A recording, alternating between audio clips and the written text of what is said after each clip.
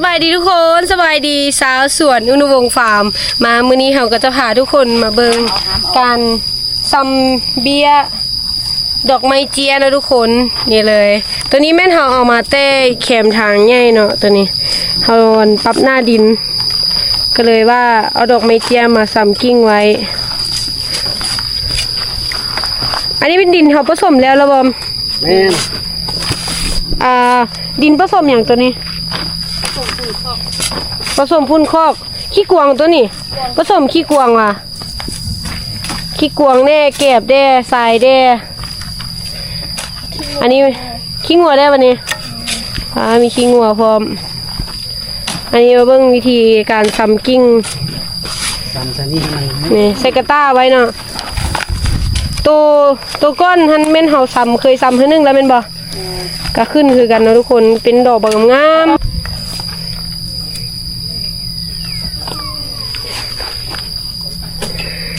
ตัวนี้แม่นเฮาอันนั้นว่าฝน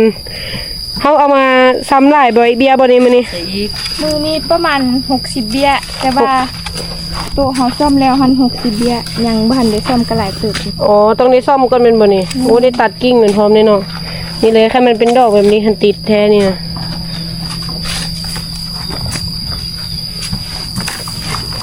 60เบียร์มื้อนี้ปลูกแล้วบ่นี่แล้วปลูกง่ายๆนึงเลยเนาะหลายคนช่วยกันนี่ก็ปลูกได้ละเดี๋ยวหดน้ำทุกมือเนาะค่ะเขาปลูกแล้วล่ะมันก็ขึ้นดอกมาเบิกงามมาท่ากันนะทุกคนมาท่าเบิ้งนำกันว่าสมมติว่ามันเป็นเบี้ยดอกงามๆแล้วเขาจะไปไว้จุดใดเพื่อจะว่าให้แขกได้ถ่ายรูปงามๆเนาะตอนนี้เขาก็ซ้ำกิ้งเขาไว้ตอนนั้นเขาไปซ้ำมันเอาหากใหญ่คุณนักจันเนาะเอาต้นใหญ่มันลงเลยมันละได้น้อยตัวนี้เราตัดเอาตัวนี้มีหักให้ซื้อรถมันออกมันยังซื้อเลยแต่ยังซื้อแบบนี้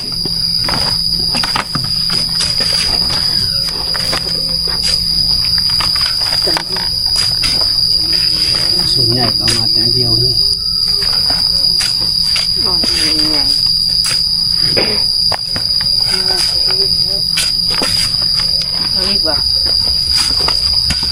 ดินผสมทรายดินงามดีเนาะปลูกดอกไม้สวยงามนี่แหละดอกไม้ก็อันดอกดาวเฮียงดอกอันค่ะตัวนกมาชิซัก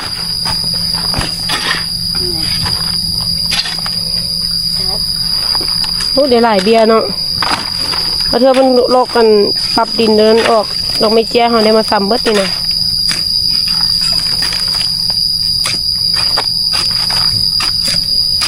ออกมาอันนี้ที่จะมันเป็นน้ำเลยเมนมันเป็นน้ำเด้อดอกไม้เจี๊ยนะกวางตัวนกไปใกล้มันได้เลย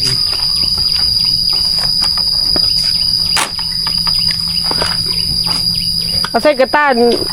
น้อยไว้เนาะบัดเวลาเขาขนย้ายมันจึงสบายอันใส่ถุงยางดำแล้วมันจะแตกถุงยางมันมักถุงยางโดกนะทุกคนถุงยางโดกแล้วเขาหิ้วยางตอนใส่กระต้าแทนมันจะมันก่อนนี่กระต้ามันเหนียวเลย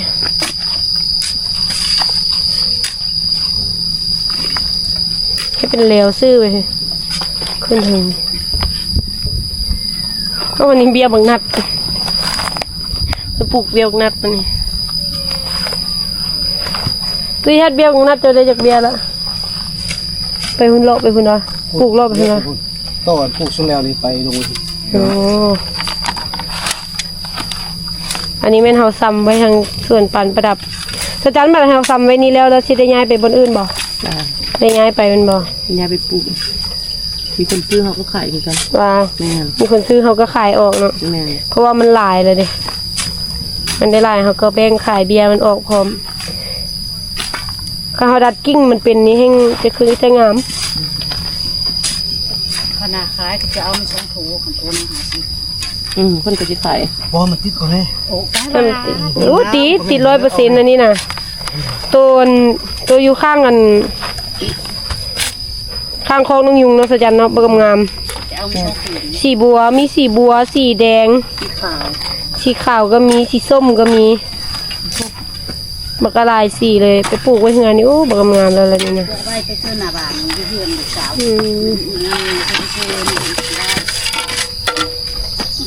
ปลูกง่ายๆนะทุกคนห้าแต่ซ้ำมันนี่ไปซ้ำหากมันลง ถ้าก็มากมันกว่า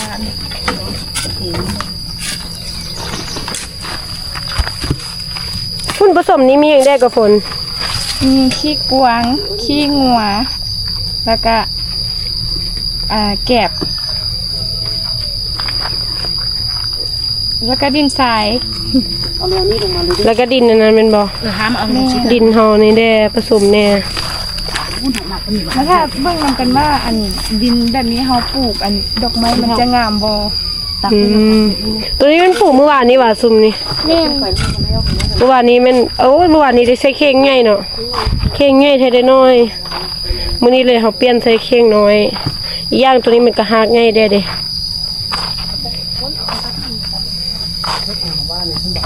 ฝนตกแบบฝนตกมานี่ขึ้นไวบ่ไหวนะดอกอันนี้ติดไว้ปลูกง่ายเลยทุกคน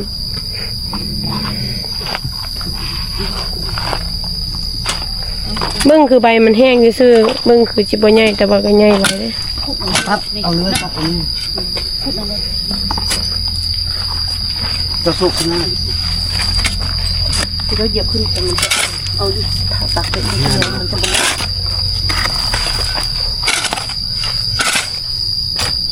ปลูกง่ายๆเลยต้นนี้ บ่แต่เอาปิ้นฮักลงให้มันถึกนึงบ่ถึกเบื้อง ปลูกตรงนี้ติดเลยติดแล้วก็ปลูกสักคุ่มลงดินเลย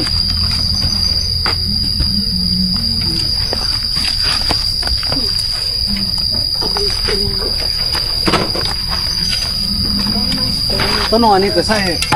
เชื่อก่อใส่อันละอัน อันวะ แม่นบัดนี้เขาพอแล้วได้เอาเร็วนี่มาแล้วได้บอกออกมาหลายที่ เอาขึ้นไปนั้นมาหัน เจ้านี่เขาจะสิมากู้ขนมนี่ มาตักขนมคู่ขนม คงรถ ฟ้าส่วนเฮาก็ยากขึ้นบักอะไรเดี๋ยวจักหน่อยเพิ่นก็สิได้มาอนามัยแล้วเนาะหญ้าเริ่มขึ้นหลายแล้วเด้นี่ได้มาตัดหญ้าออกให้ตุกกวางกิน ขึ้นหักทุ่มมันได้แล้ว ก็ได้หลายเบียร์นี่เนาะตัวสิทัดเนาะ60เบียร์ วัน พุ่น นี้ เนาะ เขาจะปลูก มื้อนี้ได้ปลูกอีกแม่นบ่นี่ แม่น โอ้ เอายังตาย ยังหลายเบียร์ตัวนี้ แม่นเอาออกกันไปเถอะ แสดงว่าตัวอยู่แคมทางนั้นเขาจะเอาออกบ่เลยแม่นบ่ แม่นเอาซ่อมมาบด ซ่อมเอาเนาะเล็มเอาตัวงามๆอีกประมาณ2 เดือนนี้มาเบิ่งรถนี่นะแตกใบอ่อนขึ้นรถงามๆดอกอันนี้นะ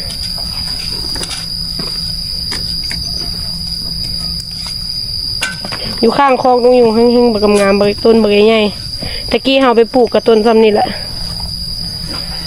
บัดมันแตกใบมาก็บักงาม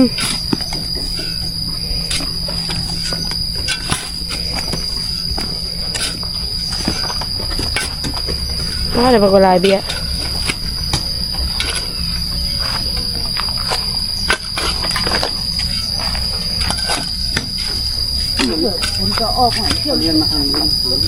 ได้เบืองนั่นดิต่อตัวใส่ตัวน้ำรูได้ปะ อันมันจะคงทางอันรถ โอ้ นายเพิ่นไปให้อยู่หลายเพิ่นคือตักเด็ดเดียวเพิ่นเด็ดอยู่ตรงนั้น เมื่อเช้ามันถึงเด็ดเยอะ บางน่ะเนาะบางต้นข้าวเนาะ นี่อย่าไปพุ่นมันเรื่องอีก เบี้ยมันคือพุ่นแหละเพราะว่าเนื้อร้าย ยังหลายเบียร์อยู่เด้ หลาย ยังหลายอยู่เขาเชื่อมาปลูกหลายอยู่เด้บ่ได้เบิดแต่60เบียร์นี่เด้เนาะยังบักกะลาย 100 200พุ่นแหละ กายสมมุติจักเพิ่นเป็น100 200ก็ได้ แม่ให้ถ้าเอามาพี่นะ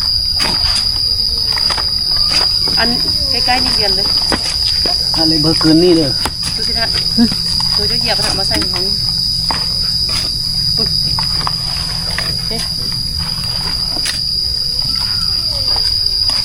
ดูจากใส่งานหลายมันเนาะ เอา เ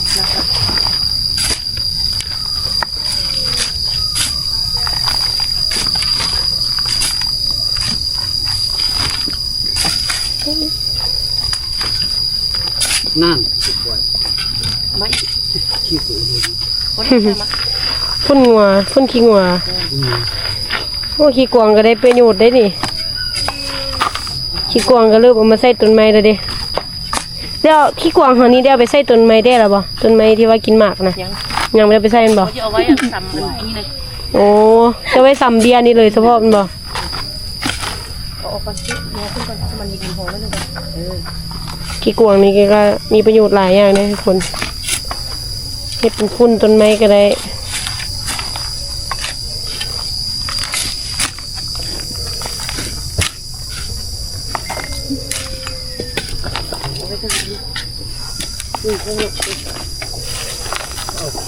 ม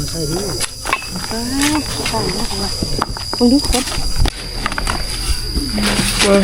คลายแดงเนี่ยเดือดลงแล้วนี่เร่งมือละวันนี้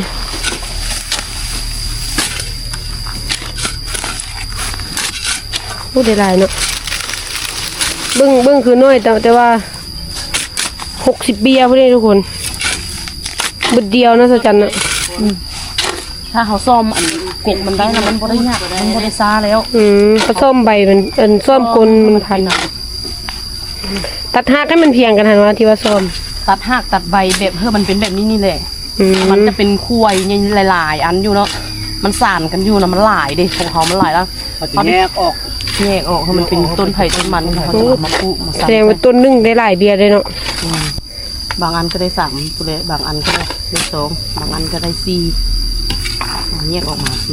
แงะกันต้นมันออกก็ได้หลายเบียร์ตื้มกัน กระตามา โอ้เธอฮือออกบนทันได้หลายตื้มเลยสัจจันเนาะ อันไม่ป้าเอามาพี่เพิ่นเลยโอ้หลายเป็น100 200เลยแต่ว่าเขายังไม่ทันได้อันนั้นเพื่อ เขาก็เสียหลายไว้ก่อนเนาะเอาไว้ขายให้ลูกค้าพร้อม แมนออก ขายเบียร์ มันติดแล้วเขาก็ขายไปเลย ขายก็ได้แล้วก็เอามาสู้อยู่สวนนะพร้อม แม่ ปลูกลงสวนนะพร้อม ประชาชนมาเด้อ ถ้าเราเฮ็ดจังสีแล้วได้100%ได้นี่มันออกใบออกนั้นแบบตัวเดียวตายอยู่นี่แล้วมันเอาออกเลยถึงมันออกใหม่เปลี่ยนใส่ คันมีง่าต้นอันมีใบออกคันเปอร์เซ็นต์ติดนะ100% เป็นเมื่อนี้นะเขาเลือก เดี๋ยว โอ้มันบ่ตายเด้ ตอนปลูกไม่นี่หดเสาแรงเลยเป็นบสัจันได้หดน้ำทุกมือ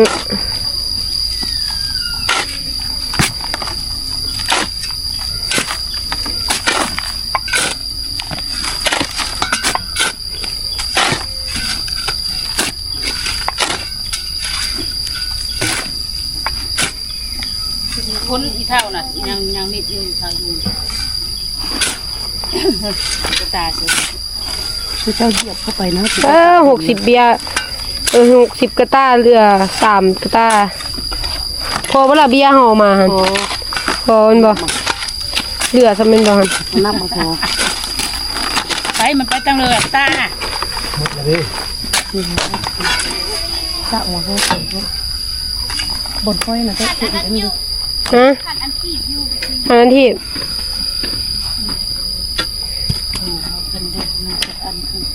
พอดีเลยส่งไปคุณ เดี๋ยวยังเหลืออยู่นี่2 กระต้า คุณคุณ นี่สีแล้วเลยเดี๋ยวนี้ ใช่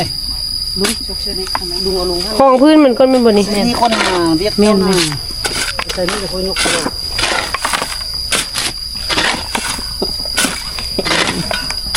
งามต้นนี้บุงามเนาะต้นนี้มันออกดอกมาอย่างเบ็ดนี่ลืมเลย อีก2 เดือนมาเบิ่งรถนี่เริ่มแตกไปออกตุ๊บ2-3 เดือนช่วงฝนนี้ขึ้นไว้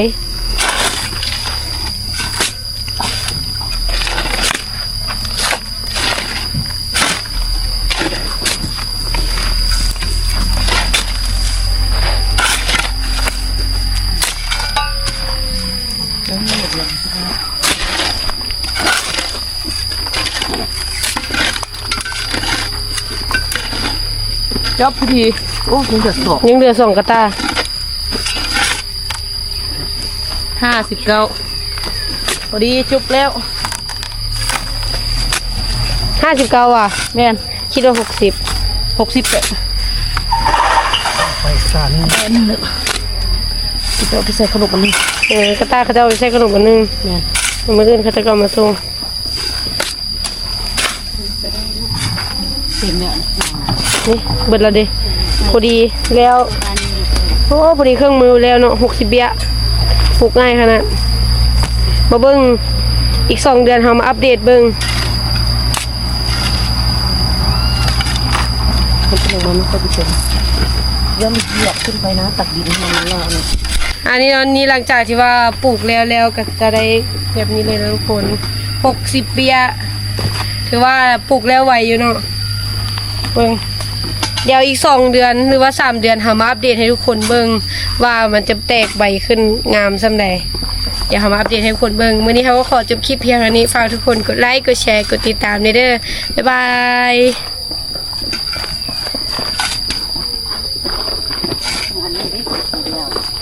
บอกฟังที่พูด